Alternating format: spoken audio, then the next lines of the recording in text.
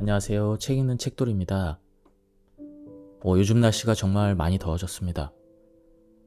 저는 도시에서 좀 떨어진 외곽 지역에서 살고 있는데요. 낮에는 햇빛이 강해서 많이 덥지만 다행히 저녁에는 좀 선선합니다. 오늘 말씀드릴 책은 인생을 지배하는 길 2권입니다. 저자는 김혜룡 선생님입니다.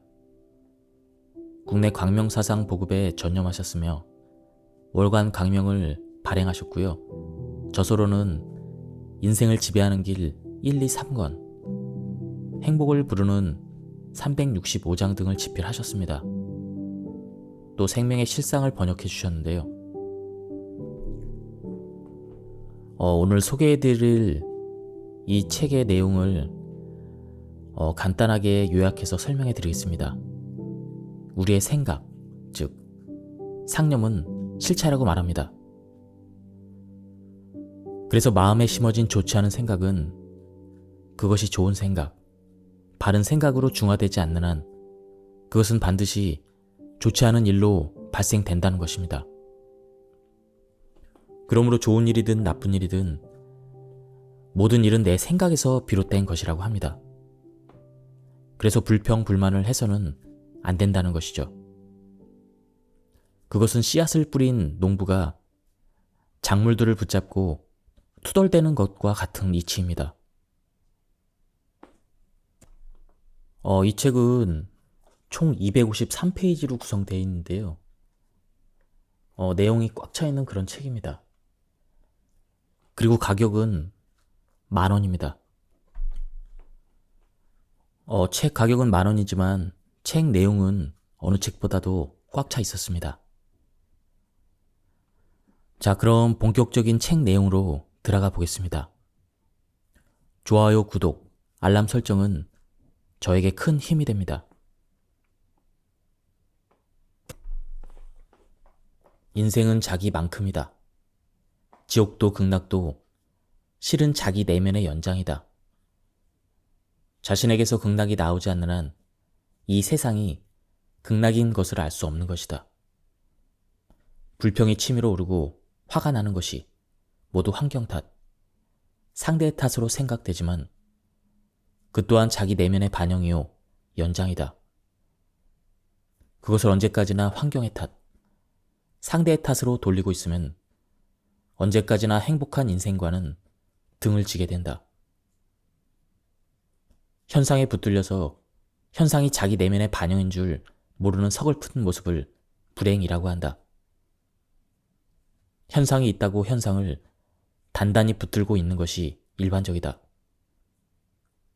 현상을 붙들고 있는 것에 의해 현상에 오히려 자신이 단단히 붙들려서 넓은 세계를 좁은 세계로 만들어버리고 밝은 세상을 어둡게 하고 살기 좋은 세상을 살기 거북하게 만들어버린다.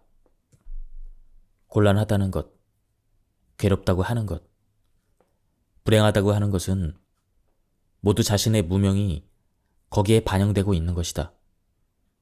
누구의 탓도 아니다. 자기가 현상에 붙들려 있기 때문이다. 이 불행한 모습이 실상의 완전 원만함을 까맣게 잊어버리고 현상에 붙들려 있는 초라한 자기 내면인 것이다. 이 책은 일본 이에코 씨라는 독자 사연으로 시작합니다. 딸은 그때까지만 해도 자랑스러운 딸이었다. 대학을 나온 뒤로 집에서 경영하는 점포의 잡일을 돕고 있어서 이웃에게도 칭찬이 자자했다. 그런데 이 사람만은 안 된다고 하는 사람과 도망쳐서라도 결혼을 하고 싶다고 끝내 우긴다. 반대하면 할수록 마음은 더욱더 결혼 쪽으로 굳어져 있다. 딸도 단지 그 딸 하나뿐인 외동딸이다. 그러니까 어머니의 실망은 이만저만이 아니었다. 어려운 사람 도와주고 나니 적지 않은 남의 채무를 변제하게 되고 단 하나뿐인 자식은 부모를 배반한다. 그 부인은 어째서 이렇게 괴로운 일이 연속될까? 그래서 나날이 우울했다. 특히 딸의 혼인은 하라고 승낙을 할 수도, 하지 말라고 가로막을 수도 없었다. 이러지도 저러지도 못하고 있을 때 목에 이상이 느껴졌다. 뭔가 뻣뻣한 느낌이 들어서 자세히 살펴보니 거기에 딱딱한 것이 만져진다. 혹 같은 것이 있는 것이다. 처음 진찰한 의사는 어째서 좀 더 일찍 오지 않았는가 하며 꾸중을 했다. 다음 날엔 3명의 의사가 차례로 진찰을 하며 이구동성으로 빨리 수술하는 편이 좋겠다 라고 했다. 그 병원 병실을 둘러보니 깜짝 놀라게 되었다. 목에 상처가 있는 사람들 뿐이다. 그것도 한결같이 목에 푹 패인 깊은 상처이다. 목이 돌아가지 않는 사람들, 한결같이 말을 하지 못하는 사람들, 그들을 보는 것이 마치 지옥을 방불케 하는 느낌이었다. 의사는 그럴 수밖에 없는 사정을 그림을 그려가며 설명을 했다. 이 혹 같은 것을 제거하면 거기에 걸쳐진 성대도 함께 잘라버리기 때문에 소리가 나오지 않습니다. 그러니까 다음에 다시 소리가 나도록 재수술을 해야 합니다. 이렇게 말하는 것이었다. 2번의 수술을 하는 것이 정상이라는 것이다. 부인은 눈앞이 캄캄했다. 이상한 인연이랄까? 남편의 누님도 목이 붓는 병으로 사망했다. 그러니까 더욱 심각한 것이다. 빠를수록 좋다고 하니까 남편은 소리가 나오지 않으면 어때? 살아있으면 그만이지. 이렇게 하면서 속히 수술을 하자고 권하는 것이다.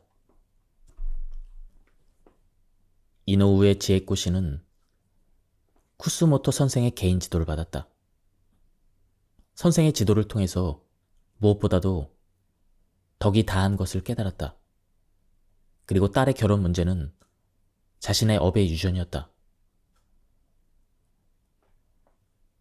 사실 딸이 결혼 승낙을 해주지 않아서 도망쳐서 다른 사람과 결혼해버렸습니다. 자신이 처녀 시절에 부모에게 반항한 것을 잊어버리고 있었다. 지난날의 부모에 대한 반항은 그간의 참회로 소멸되고 정화된 것으로 착각하고 있었다. 그것은 진정한 참회가 되지 못했다. 잘못했다고 하는 형식적인 참회에 불과했다. 딸의 반항으로 자신이 말할 수 없는 고통을 겪으면서 그때부터 부모님은 이처럼 마음이 아프셨구나. 이렇게 부모의 고통을 뒤늦게나마 헤아릴 수 있게 되었다. 그래서 진심의 참회를 할 수 있었다. 지난날은 부모가 냉정하다고 원망도 했다.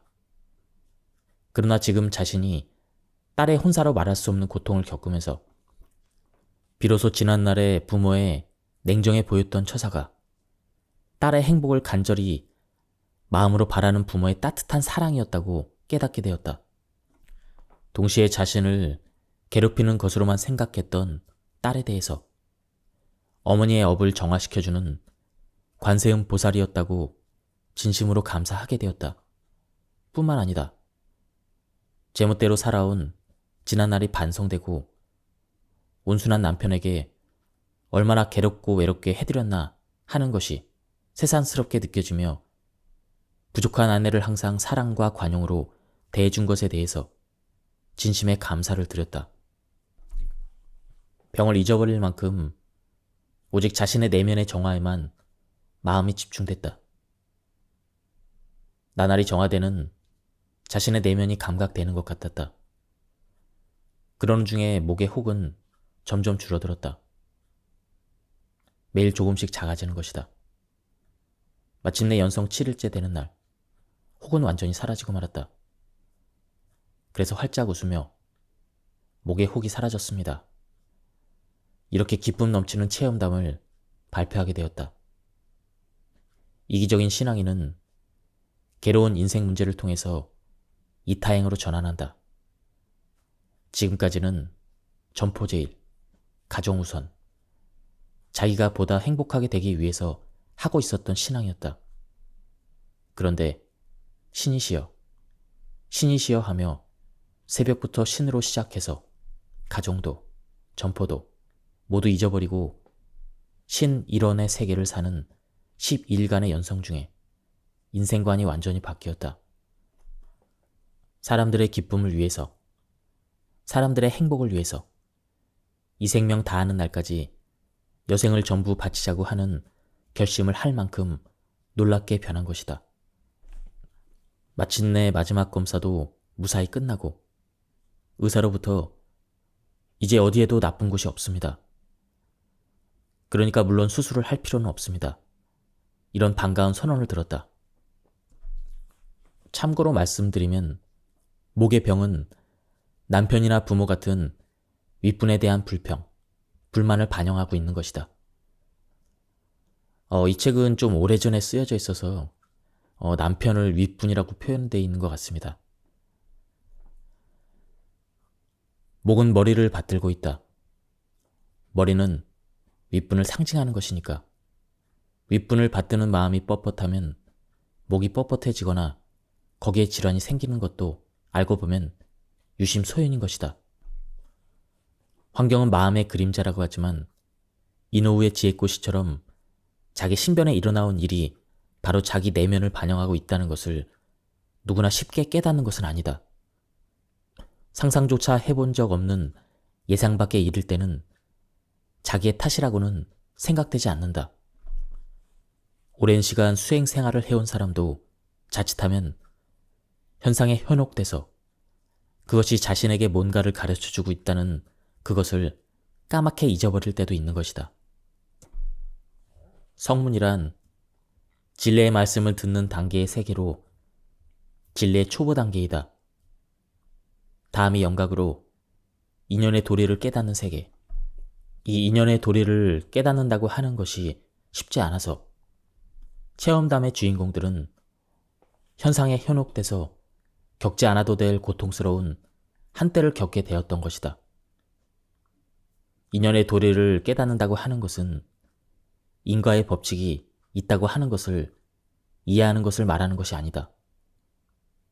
병을 보면 그것이 일어난 원인을 알 수 있고, 불행을 보면 무슨 인연으로 그 불행이 일어났는지를 즉시 알 수 있어야 하는 것이다. 그래야 인연을 제거해서 병도 불행도 사라지게 할 수 있다. 인연의 도리는 이처럼 놀라운 실용적인 가치가 있다. 뿐만 아니라 그 법칙을 깨닫는 것으로 자연이 본래의 실상이 완전히 원만한 것을 깨닫게 된다. 현상을 실제하는 것으로 착각하고 살아온 오랫동안의 훈습이 현장에 곧잘 현혹돼서 평소에는 충분히 깨닫고 있는 것으로 믿었던 내 마음의 그림자이며 본래 없다는 현상에 붙들려 진리와 등을 치게 한다. 그래서 진리의 생활은 금강불괴의 믿음이 있어야 한다고 하는 것이다. 재산이 있어도, 지위가 높아도 덕이 없으면 불행해진다. 행복하기를 원한다면 먼저 덕을 쌓아야 한다. 덕이란 그 사람의 몸에 배어있는 선업이다.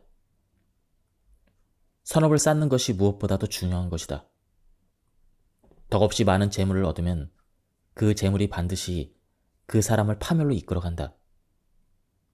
덕이 없는 사람이 사업을 하면 한때는 잘 되는 듯 보여도 어느 날엔가 반드시 실패의 고배를 들게 된다. 덕이 없는 사람이 높은 지위에 있으면 직권을 남용해서 세상에 추문을 남기기 쉬워진다. 덕이 없는 미모의 여인은 타락하기 쉽다. 선업을 쌓는 것, 덕이 빛나오게 하는 것은 매우 어려운 일인가 하면 그렇지 않다.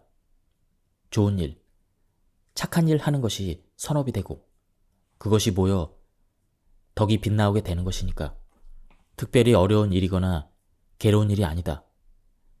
직장에 나가는 사람, 직장 일을 성실하게 행하는 것이 선업이고 덕을 가꾸는 것이 된다. 직장에 오늘도 공헌하게 해주시는 자신의 육체에 감사하고 일자리를 주신 기업의 사장에게 감사하고 이를 통해서 사람은 능력을 키우게 되고 지견을 넓히게 되는 것이니까 그 일에 진심으로 감사하며 매일을 보내는 것이 선업을 쌓는 것이고 그것이 계속되면 빛나는 덕으로 화해 오는 것이다. 가정을 지키는 주부도 집안의 일 하나하나에 감사하고 정성을 다하는 중에 선업이 나날이 쌓여 자신의 일부가 돼서 빛나오는 것이다. 그것이 덕이다. 어려운 것은 하나도 없다. 큰 일을 해야 빛이 나는 것이 아니다. 작은 일, 하찮은 일이라도 그 일 하나하나에 정성을 다하고 있으면 그 선업이 어느 날 덕으로 빛나오는 것이다. 하루에 몇 번씩 하는 집안의 청소도 이렇게 청결하게 청소하고 나면 가족들의 일상을 상쾌하게 만들 수 있겠다. 이렇게 해서 정성으로 행하는 청소는 집안을 청결하게 할 뿐 아니라 자신의 마음을 맑게 정화시켜 주는 것으로 그것이 선업이 되고 진리의 수행이 되는 것이다. 세탁을 하거나 주방일을 하거나 간에 가족의 행복을 위해서 정성을 다하는 그 모든 일은 모두가 선업으로 그것이 모이고 쌓여서 덕이 빛나오게 된다. 아내가 만든 음식을 맛있게 먹어주는 남편이 있는 것, 어머니가 만든 음식을 깨끗이 먹어치우는 자녀들이 있는 것, 그리고 부부나 모자의 연으로 서로 단단히 맺어져 있는 불가사의한 인연을 돌이켜볼 때 그 소중함이 한층 더해지는 것이다. 그래서 매일 만드는 음식이지만 매일 만드는 것이 아니라 오늘 저녁 음식은 영겁을 두고 단 한 번밖에 없는 전후후무한 것이라고 생각해서 거기에 온 정성을 다할 때 그것은 매일 반복되는 다반사가 아니라 절대의 지금을 사는 완벽한 생이 되는 것이다. 한 회사의 사장이 직원의 부상을 매우 마음 아프게 생각하고 깊이 반성을 했다. 부상당한 직원은 혼전의 여성이었다. 그는 얼마나 상심했을까. 미래의 부푼 꿈이 이대로 시들어 버린다면 무엇으로 보상할 수 있을까. 이렇게 자책에 잠겨있는 중에 내가 덕이 부족했기 때문이다. 좀 더 완벽을 기하지 못했기 때문이다. 이런 생각이 들어 다음날부터 새벽에 일어나 세수를 하고는 반야심경을 한자 한자 단정하게 필사를 했다. 필사를 통해 마음을 정화하고 인격의 연마를 정진하고자 결심한 것이다. 하루에 한 권씩 매일 필사를 하는 중에 그 수천 권이 되었다. 실로 10년 가까이 묵묵히 덕을 쌓는 생활로 일관해 온 것이다. 그런데 돌이켜보니 그 이래로 다시는 사원에게 사고가 일어나지 않는 것이다. 뿐만 아니라 회사가 비약적인 발전을 거듭해서 매상이 연간 수천억 원에 달하고 있었다. 소규모의 회사가 재벌급으로 성장하고 있는 것이다. 부라고 하는 것도 그 사람의 인격, 심덕의 높이에 비례하는 것이다. 사원 한 사람의 부상도 자신의 일처럼 생각해서 마음 아프게 받아들이는 덕이 있고 인격이 있어야 하는 것이다. 그 덕 앞에 재물이 이끌려 오는 것이다. 덕이 물질화 현상을 일으켜서 재물이 되고 건강이 된다. 선과 덕이 하나이고 덕과 복이 하나이다. 그래서 덕이 없이 부를 이루어 보아도 결코 그 부가 행복으로 화해오지는 않는다. 어느 소설의 실화를 소재로 한 다음과 같은 대화가 있었다. 항천년이 덕 높은 스님을 찾아갔다. 무엇 때문에 나를 찾아왔는가? 어떻게 살면 되는지 지도를 받고 싶습니다. 지금까지는 어떻게 살아왔는가? 아무것도 모르고 살아왔는가? 예.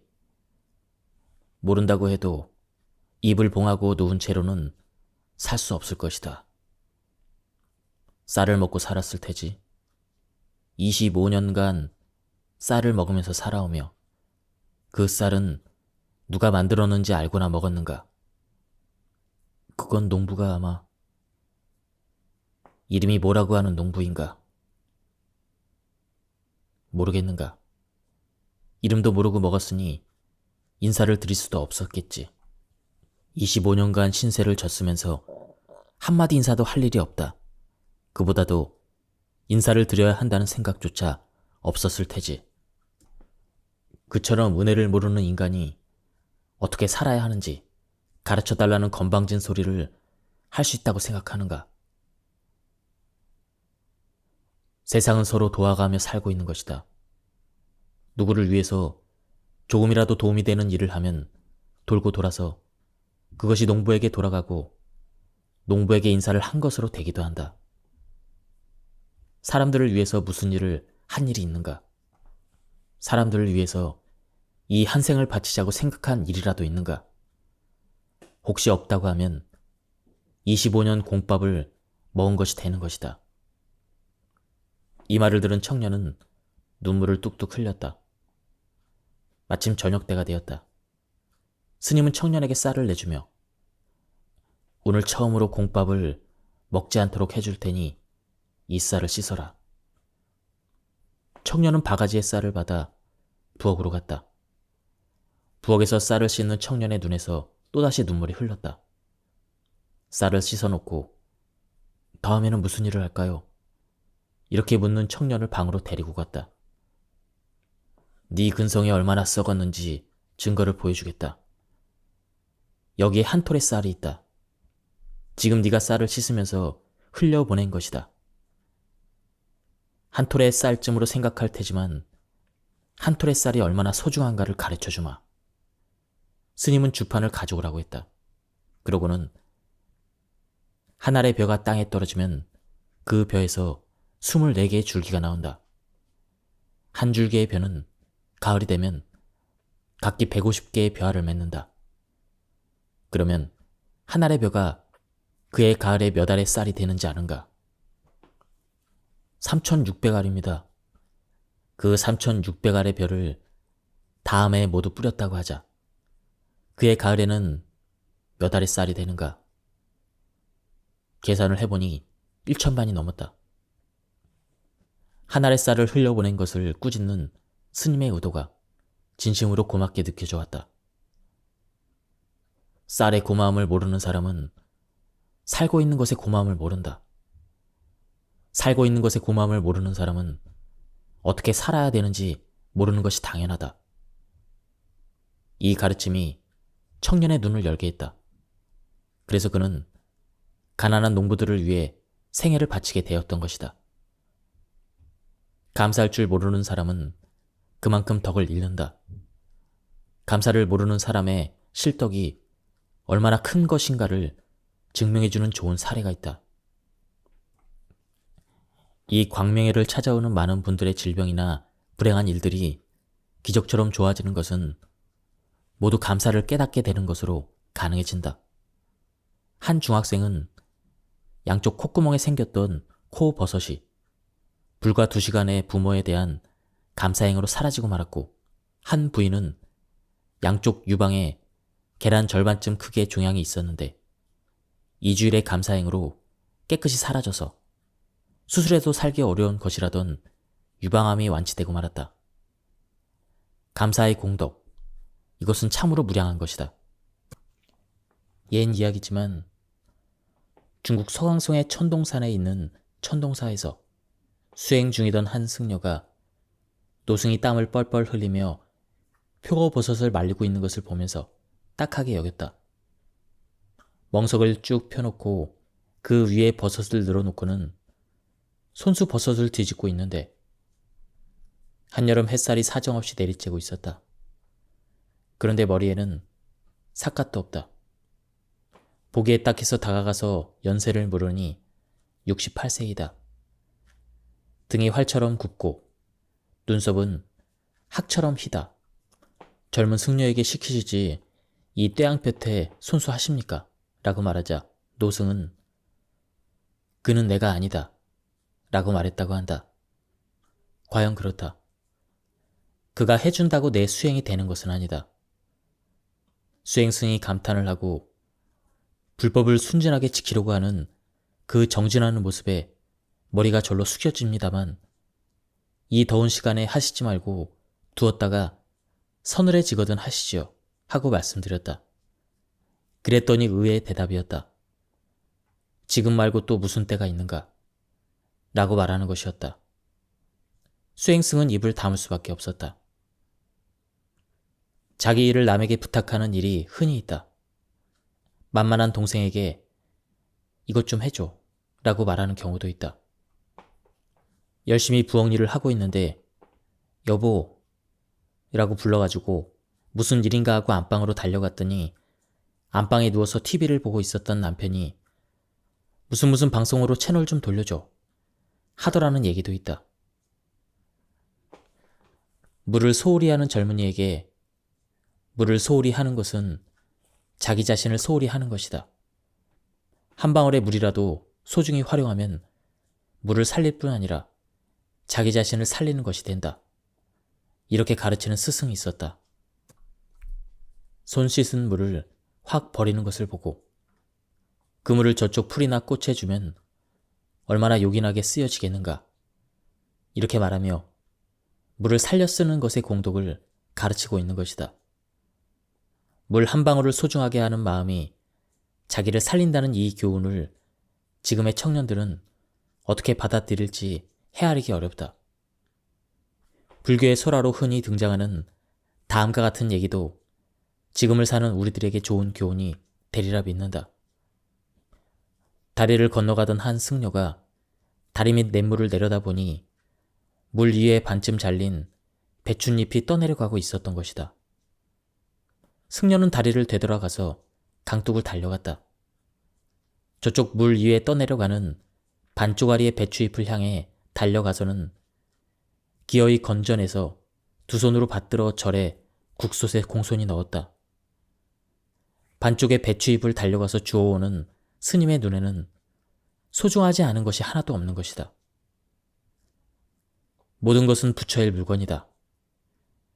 아니 물질로 화한 부처인 것이다. 살려 쓸 수밖에 없는 절실한 것을 그 속에서 보는 것이다. 이와 같이 만사의 소홀함이 없어질 때 덕은 빛나오고 인격의 향기가 만리에 뻗치는 것이다. 거대한 제방이 개미 구멍에서 붕괴가 시작된다. 작은 것을 소홀히 하는 일이 없으면 만사가 원만해진다. 모든 국면에 소홀함이 없게 되는 것도 물 한 방울이라도 소홀히 하지 않는 일상생활 속에서 자연히 다듬어져 오는 것이다. 불행에 우는 사람, 질병에 우는 사람, 모두가 알고 보면 조그만 친절의 결여, 조그마한 감사의 결여, 그리고 작은 일을 소홀히 하는 것에서 그 불행은 싹트고 있다. 작은 일에 실덕을 하고 그것이 반복돼서 모이고 쌓여서 키워져서 돌이킬 수 없는 큰 일로 화하고 있다. 덕을 잃는 일이 없도록 작은 일에도 항상 최선을 다하는 그 인생은 결코 불행은 없다.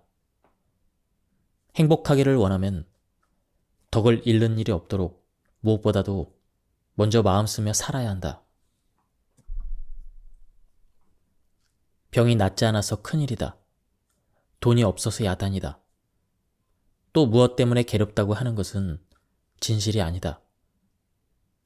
그런 것을 전도망상이라고 불교는 가르친다. 인생은 내면이 밖으로 객관화한 것이니까 어떤 문제도 자기 내면, 자기 상념을 보여주고 있을 뿐이다. 일어나온 일에 의해 자기 자신의 내면을 환하게 보게 되는 것이니까 감사할지언정 괴로워하거나 슬퍼할 이유가 없는 것이다. 50년을 허물없이 지내온 친구가 최근 갑자기 중풍으로 병원에 입원해서 문병한 일이 있었는데 우측 수족이 움직이지 않고 말을 할 수 없게 된 것이다. 본인은 물론 온 가족이 수심에 잠겨 있었다.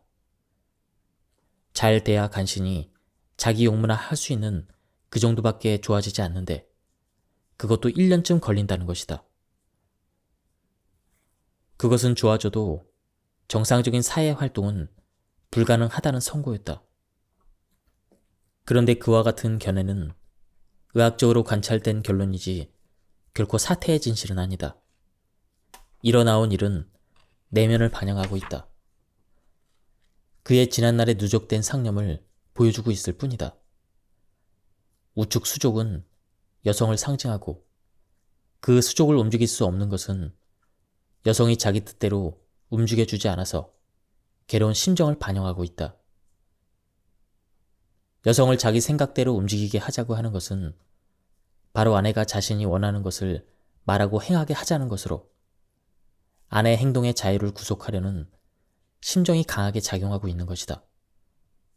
상대방의 일부 행동을 구속하려는 심정은 스스로 자기의 신체 일부를 구속하게 된다.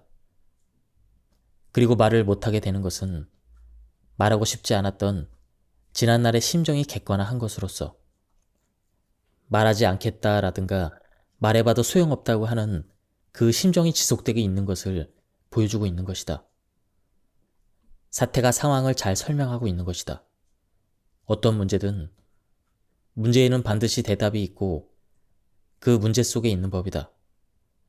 그러니까 문제를 선명하게 분석하고 나면 반드시 원인이 규명되기 마련이고 원인이 규명되면 해답은 그 속에 있다. 나는 평생의 친구에게 한 가지 부탁을 했다. 부인에게 감사합니다를 반복해서 말하도록 간절히 부탁했다. 마음의 말로도 충분하니까 발성음으로 말할 수 없어도 무방한 것이다.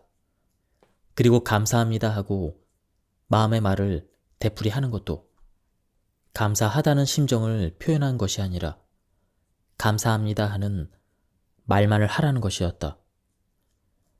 불평만 해온 사람에게 감사하라고 한다면 그야 어려울 수도 있겠지만 감사합니다라는 말만 하는 것은 누구라도 할 수가 있다. 그리고 그와 같이 하면 반드시 좋아지는데 당일에 나아질 수도 있고 수일에 나아질 수도 있다. 이렇게 보증하듯 말했다. 거듭해서 감사합니다라는 말을 계속 하도록 단단히 부탁을 하고 돌아왔는데 경과가 좋은 편이라는 연락이 몇 번인가 있었다. 그 중에도 약 일주일쯤 전에는 본인이 의지하는 것 없이 걸을 수 있게 됐다는 반가운 소식이 있었다. 기쁨에 가득 찬 부인의 목소리가 먼저 반가운 소식을 전하고 곧이어 본인이 직접 전화를 해왔다. 의사가 1년쯤 걸려야 한다는 상태가 2개월에 달성된 것이다. 앞으로는 더 좋아지기 어려우냐면 그렇지 않다. 진정한 감사행, 눈물이 줄줄 흐를 만큼 고맙습니다 하는 절실한 심정이 되기만 하면 그 시각에 그대로 완전해진다. 그렇게 되는 것이 당연한 것이고 그렇게 되지 않는 것이 이상한 것이다. 진정 감사한 마음이 되기만 하면 완전하게 되지 않을 수가 없다. 완전하지 못하다면 아직 마음의 지난날에 불평, 불만이 사라지지 않고 있는 것이다. 유심 소연의 세계니까 내면과 일어나온 일은 하나인 것이다. 그 하나의 일이 내면에 잠재되어 있을 때는 아직은 심적 존재로만 있는 것이고 그것이 밖으로 드러나오면 육체나 환경에 자기 인생으로 구체화된다. 그러니까 일의 일면은 심적 존재이고 다른 일면이 현상적인 존재이다. 안과 밖은 하나의 양면이다. 어느 쪽도 실은 자기 자신인 것이다. 화내지 말고 하루하루를 감사하며 살자. 새해를 맞이하며 우리들은 무엇보다도 자기 자신이 새로워지도록 각별히 노력할 필요가 있다.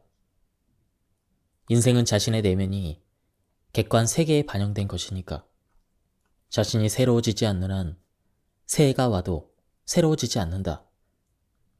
새로워지기 위해 먼저 마음 써야 할 것은 무슨 일이 일어나와도 밝은 마음을 가지는 것이다. 밝은 마음을 오늘 하루 지속하는 것이다. 그 오늘을 신년 원단부터 시작하면 좋다. 그리고 다음날 이 일 하루를 밝은 마음을 잃지 않도록 노력하는 것이다. 그리고 이튿날 하루를 밝은 마음으로 보내고 나서 다시 3일 하루를 또 밝은 마음으로 보낸다. 이렇게 해서 하루하루를 밝은 마음으로 살도록 한다. 이것이 행복의 기초를 튼튼히 하고 운명을 밝게 하는 것이다. 밝은 마음이 되기 위해서는 무슨 일이 일어나와도 화내지 않아야 한다. 무슨 일이 일어나와도 슬퍼하지 않아야 한다. 무슨 일이 일어나와도 실망하지 않아야 한다. 무슨 일이 일어나와도 화내지 않고 슬퍼하지 않고 실망하지 않기 위해서는 일어나온 일은 이미 끝난 것이다 라고 아는 것이다. 신년이야말로 우리들 생활의 신선한 시작이다. 그 시작을 더욱 신선하게 하기 위해서는 이미 끝난 일을 오늘의 지금 속에 끌어들이지 않는 것이다. 재하의 종소리와 함께 어두웠던 지난 일은 모두 사라지고 없다. 지금 있는 것은 새해, 새 아침의 신선함이다. 떠오르는 태양과 같은 찬란함이다. 이 신선함과 찬란함이 자신의 인생을 이끌어 나가도록 어두웠던 지난날을 끌어들이지 말아야 한다. 너무 더우면 곤란하다든가 추우면 안 된다고 하는 사람은 한 물건을 붙들고 있는 것이다. 더울 때는 더워서 좋고 추울 때는 추워서 좋다. 이 찌는 듯한 더위가 없다면 곡식은 어떻게 자라고 연글며 서늘한 바람의 즐거움을 어떻게 맛볼 수 있겠는가? 겨울에 혹한이 없다면 창 너머 들어오는 햇볕의 고마움을 느낄 수 있겠는가? 마음에 걸림이 없으면 더울 때 더워서 좋고 추울 때는 추워서 또한 좋은 것이다. 그런데 일반적으로 마음에 한 물건이 있어서 행복할 인생을 불행하게 만든다. 무엇보다도 소중한 것은 먼저 자신의 가정을 천국으로 만드는 것이다.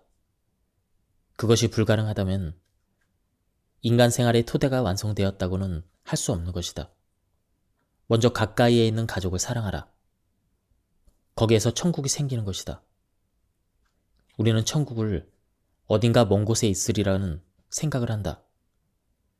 행복이란 외부의 어딘가에 있는 것으로 생각해왔으나 매우 가까이 있는 것이다. 우선 아침에 일어났을 때 모든 가족에게 상냥한 말을, 그것도 명랑한 기운을 담은 말을 하도록 하자. 이것이 가정을 행복한 천국으로 만드는 첫 번째 비결이다. 깨달았으면 오늘부터라도 시작을 하자. 시작했던 선행을 하루 만에 중지하는 자는 무슨 일에도 성공을 거둘 수 없는 것이다. 사소한 것일지라도 선행을 계속하면 그 사람의 영혼은 발전하고 환경이 천국화되는 것이다. 잠자리에서 일어났을 때 가족에게 상냥한 인사말을 던지는 일을 오늘도 계속해야 하는 것이다. 그렇게 해서 더욱 좋은 일을 보태도록 노력해야 되는 것이다. 식탁에서 감사해야 한다. 음식물의 본원인 신에게, 그것을 만들어준 농부들의 노고에, 그것을 조리해준 아내나 딸, 가정부에게 감사해야 한다. 음식 맛이 없어도 결코 잔소리를 해서는 안 된다. 식사 때 잔소리가 종일토록 가정을 불쾌하게 만드는 경험은 누구나 있을 것이다. 식품 그 자체보다도 마음의 유쾌함과 공복이 식사의 맛을 더해주는 것이다. 소풍을 가서 먹는 주먹밥의 맛을 상기한다면 그 진리를 잘 알 수 있을 것이다. 마음이 유쾌하지 못할 때는 아무리 진수성찬을 갖다 놓아도 맛이 없는 것이다. 맛이 없는 것은 자기 자신의 마음의 탓이며 요리를 해주는 다른 가족이나 가정부의 탓은 아니다. 공복이 아니기 때문에 맛이 없는 것은 습관에 사로잡혀 공복이 아닌데도 식사를 하기 때문이다. 정신적으로 발전하고 싶은 사람은 아침밥을 먹지 말고 출근 전에 2시간을 여가 선용이나 독서로 시간을 보내는 것이 좋다. 아침마다 2시간씩 독서를 하는 습관은 그 사람을 정신적으로 향상시키는 것은 물론 박학다식하게 만들기도 한다. 이 세상은 말한 대로 되는 것이다.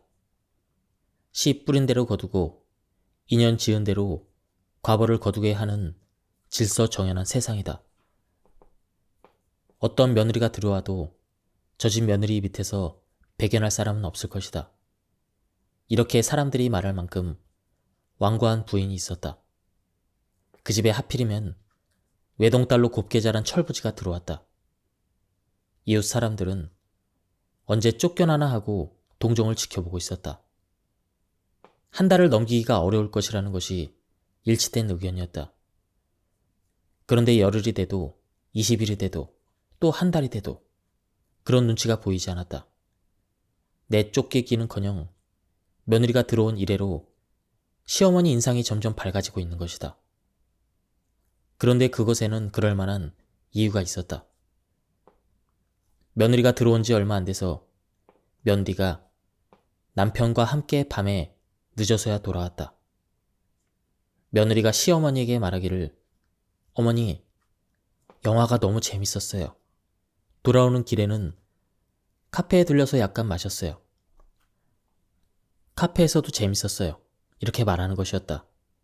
시어머니는 사람을 바보 취급하나? 하고 화가 난 채로 잠이 들었다. 다음날 아침 며느리가 일어날 시간에 일어나지 않았다. 방을 살펴보니 아직 자고 있는 것이다. 화가 잔뜩 난 시어머니는 아무 말 하지 않고 이불을 확 잡아당겼다. 그랬더니 한다는 말이 어머니 5분만 더 플리즈 이렇게 말하고는 이불을 끌어당겨서 푹 뒤집어 쓴다. 어이가 없어서 할 말을 잃고 있다가 다시 이불을 잡아당겼다. 그래도 여전히 플리즈 어머니 5분만 더 말하는 것이다. 시어머니는 나를 무엇으로 알고 있는가 하고 화가 머리끝까지 치밀었다. 더는 참을 수 없다는 생각을 했다. 그래서 남편에게로 달려가서 당장 오늘로 내쫓아야 한다고 야단이었다. 그 말을 들은 남편은 그렇다면 분명히 자기의 친정 어머니로 착각하고 있는 거예요. 귀엽지 않은가? 이렇게 말하는 것이었다. 화가 머리끝까지 치밀었던 시어머니도 그 말을 듣고 나니 기분이 차차 가라앉기 시작했다. 그간 이런저런 일로 속상한 일, 어이없는 일들이 여러 번 있었지만 친정처럼 생각하고 있다는 말에 마음이 확 풀린 것이다. 생각해보면 시집을 시집으로 생각하지 않는 며느리의 행동은 친정의 연장쯤으로 여기고 있는 것이 거의 틀림없는 듯 했다. 그래서 귀여운 생각이 슬며시 고개를 치켜두는 것이다. 하루는 세탁물을 대야에 담그고 빨래를 하고 있는 시어머니에게 어머니, 이것도 좀 해주세요. 하고 자기의 속옷을 내놓고 간다. 그때도 버릇없이 이런 생각이 들다가도 하는 모양이 여지없이 친정쯤으로 생각하고 있는 것이 틀림없었다. 그런가 하면 저녁이든 낮이든 좀 피곤하면 아무 말도 없이 등 뒤로 쓱 돌아가서는 어깨고 팔이고 시원스럽게 주물러 주었다. 그런데 그 주무르는 손길이 그렇게 시원할 수가 없다. 초하루 보름에는 절을 가는데 그날은 며느리가 앞장서서 시어머니를 이끌고 간다. 언덕길에서는 말 한마디 없이 뒤로 돌아가서 허리를 쑥쑥 떠밀고 간다. 이런 것들이 딱딱하던 시어머니의 마음을 완전히 누그러뜨려서 한 달이 지나고 두 달이 지나자 시어머니 얼굴까지 딴 사람이 됐다. 지난날의 딱딱하고 굳어진 표정은 간 곳이 없고 부드럽고 너그러운 덕 높은 표정으로 바뀌고 말았다. 이 며느리는 시어머니의 나쁜 면을 전혀 보지 않는 것이다. 보지 않는 것은 존재에 들지 않는다. 이것이 마음의 법칙이다. 인생은 내면이 현상화하는 것이니까 모습으로 드러나온 자신의 인생은 지난날 자신의 마음속에 있었던 심적 존재이다. 심적 존재가 밖으로 현상화된 것이 인생이다. 어느 편도 자기 자신이다. 아무리 시어머니가 괴팍하고 완고하고 받들기 까다로운 분이라도 며느리 마음에 괴팍이나 완고나 까다로움을 보는 마음이 없으면 결코 고부간에 작용하지 않는 것이다. 이 세상은 인연의 세계이다. 인연 지은 대로 거두는 법칙에 의해 인생이 행복해지기도 하고 불행해지기도 하는 것이다. 어떤 경우에도 악을 보지 않아야 한다. 악을 보는 것으로 악 인연이 성숙해서 불행한 인생이 되는 것이다. 좋은 일만 생각하면 좋은 일이 일어나오는데 일부러 악을 보고 악을 자신에게로 끌어들여서 스스로 불행해질 것은 없다. 보는 것은 생각해야 하고 생각한 것이 자신의 인생으로 화하는 것이다. 이것이 법칙이다. 이 법칙을 깨달아서 행복한 인생이 되도록 노력하는 그 속에 인생은 신의 생활, 부처의 생활로 승화해 간다. 인연의 법칙은 깨닫기 전에도 깨달은 후에도 언제나 한결같이 존재하는 법칙이지만 인연의 법칙을 알고 모르고에 따라 엄청난 차이가 생긴다. 한 줌의 곡식도 결코 사려 분별의 힘으로 연그는 것이 아니다. 한 송이의 꽃도 사려 분별의 힘으로 피는 것이 아니다. 거기에는 순진한 생명의 전개가 있을 뿐이다. 생명의 세계에는 선도 악도 없다. 그곳은 시비, 선악을 초월한 한 차원 위의 세계이다. 한 차원 위의 그것은 생명뿐으로 존재하는 모든 것은 생명의 다양함이나 풍부함을 무심코 표현하고 있는 것이다. 불교에서는 분별심을 없애라고 가르친다. 생명의 세계에는 분별심이 본래 없는 것이다. 우리들의 심장은 분별심으로 뛰고 있는 것이 아니다. 폐장과 위장도 분별심으로 활동하는 것이 아니다. 본래 분별심이 없는 그 생명이 오늘 나를 살게 해주셔서 사는 것이니까 오늘의 나의 생활에도 시비선악의 분별심이 작용해서는 안 된다. 분별심, 그것은 다른 표현으로 말하면 망상이다. 망상은 만사를 자기 본위로 생각해야 한다.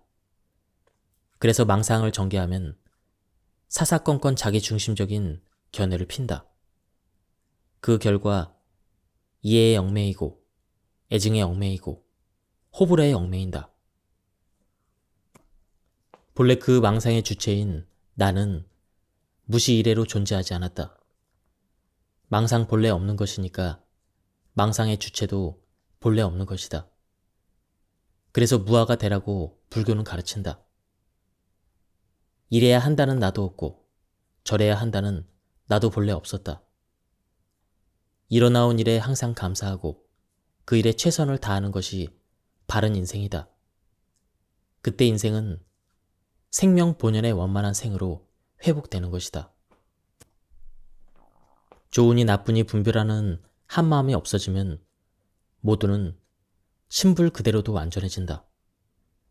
사람은 모두 신불의 자기 화연으로서 결코 불행할 수 없는 존재지만 유심소연의 세계이니까 잘못 생각하면 잘못된 일이 현상으로 반영되어 오고 괴롭다고 생각하면 그 생각이 괴로운 일로 현상화해서 자기 환경이 전개되는 것이다. 그러니까 무슨 일이 일어나와도 감사하며 받아들이고 결코 선이다 악이다 하고 분별하지 않는 것이다. 예, 오늘은 여기까지 하도록 하겠습니다. 생명의 실상이란 책도 그렇고요. 이 책도 마찬가지로 어려운 개념을 굉장히 쉬운 일상어로 풀어서 설명을 해주고 있습니다. 그리고 에피소드 형식으로 이야기가 전개되고 있어서 지루하지 않았고요. 또 가슴에 와닿는 그런 이야기도 많이 있었습니다. 제가 시간 관계상 일부만 소개를 해드렸는데요. 뒤에 소개해드리지 못한 내용이 많이 있었습니다. 한번 책을 구해서 읽어보실 것을 추천드립니다. 예, 여기서 설명을 마치도록 하겠습니다. 감사합니다.